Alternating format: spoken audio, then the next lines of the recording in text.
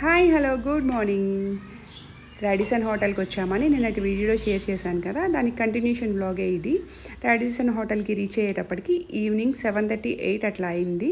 So మేము తీసుకున్న రూమ్లో నుంచి వ్యూ అది చాలా బాగుందండి. రెయిన్ పడతా వ్యూ అదైతే చాలా బాగుండింది. ఈ గౌహటిలో రాడిసన్ హోటల్ హైవే పక్కన ఉంటుంది. అండ్ మార్నింగ్ బ్రేక్ఫాస్ట్ విషయానికి వస్తే బఫెట్ కాబట్టి నెంబర్ ఆఫ్ ఐటమ్స్ ఉన్నాయి.